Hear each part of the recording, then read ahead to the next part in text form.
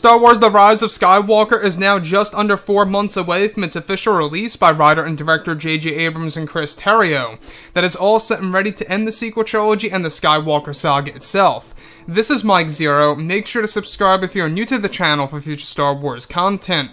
Now, what's really exciting about Episode 9 is that we do know that this movie, at the end of the day, is going to be, well, a revelation film. It's going to have a lot of different twists and turns, and of course, surprises that's really going to change how we view the past 8 Star Wars movies that come before this one, and that JJ, George, and Chris went through a lot of obstacles, especially during the adjustments to the script back in November and, of course, December of 2018, to get it all right and correct. Now, recently the Associated Press, alright, they had the great opportunity to catch up with J.J. Abrams and talk to him about The Rise of Skywalker, to talk about him, you know, and how he views fan criticism and everything around those lines. And this is what J.J. Abrams had to say about fan criticism for the Star Wars films, especially of what's to come for The Rise of Skywalker. Now, he states, you just have to be grateful for them, because you don't want to be working on something no one cares about, and you have to understand that they've got their opinions, and of course, you've got to value them. You're never going to please everyone. You have to know that going in, and just do the best you can. I'm nothing but thankful as someone who considers myself a fan. I can't wait for them to see the film. So that's what J.J. Abrams had to say, and that's what he had to respond to a big question related to fan criticism, not just for the past Star Wars films, but for what's to come with The Rise of Skywalker. Now, the fact that JJ says that this movie is not going to be for everybody, I believe that that is obviously a no-brainer, you know, because some people out there are going to disagree on certain things, some people are going to agree on many different things, right? That comes with pretty much any movie out there. But the thing is this, after The Last Jedi backlash, I'm sure that J.J. Abrams is very well aware about what happened, you know, with how the fans truly just affected the future of the Star Wars franchise.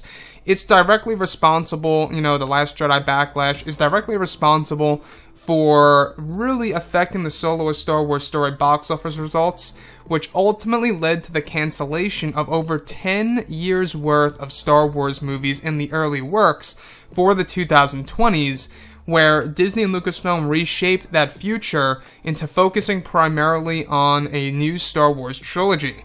So, with that being said, alright, we can see that J.J. Abrams, obviously, you know, he claims he's a fan and he loves Star Wars. In fact, he grew up with Star Wars, right? He loves the original trilogy, he loves the prequels, and it's one of the main reasons as to why we are going to see all those different connections in this movie. And to top everything off, we do know that JJ also wants to bring in a lot of his original ideas that never made the final cut for The Force Awakens in order to really truly fulfill some of his scenes that he never really got to work on with The Force Awakens because, well, he didn't come back for The Last Jedi.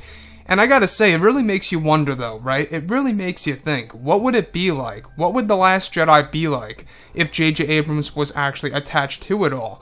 I really do believe, I sincerely do believe that it would be vastly different. It would be very different in comparison to how Rian Johnson handled it. Myself, I had a problem with that movie. I'm sure a lot of you guys out there did as well, but for those of you who enjoyed the film, that is perfectly fine. I just want to make that clear, is that everybody has their own opinions on movies, which is fine, and if you guys like The Last Jedi, you know, that is perfectly a-okay. So, with what J.J. Abrams is saying here, you know, obviously, he's stating that, you know, everybody's not going to agree with this movie, and you gotta value other people's opinions, which is completely correct, but at the same exact time, right, you have to have a little bit of a baseline where it's going to be universally acceptable, right? When we look at The Last Jedi, you can see the Rotten Tomatoes scores, you can see all of the different reactions that it got on the internet, from what other people actually have talked about. Even casual fans had an issue with the film. So generally speaking, it really seems like that a lot of Star Wars fans had an issue with Episode 8, and I'm just hoping that this is not going to be the case with The Rise of Skywalker. JJ really does have a chance here at marking this movie down as the best of the sequel trilogy, and that's exactly what he wants to do.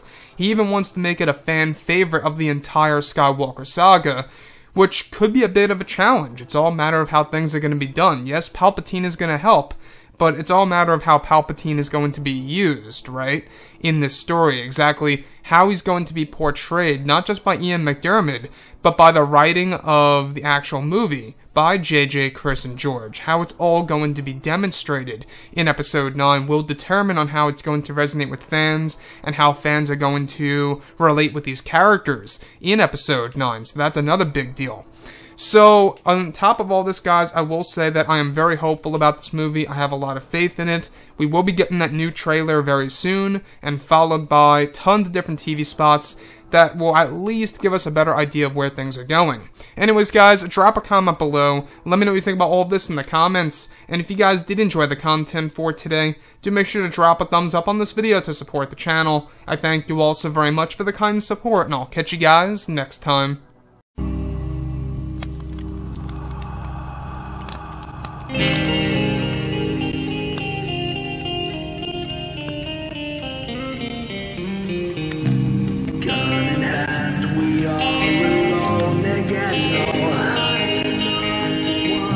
From night to moon, we hear them moans again.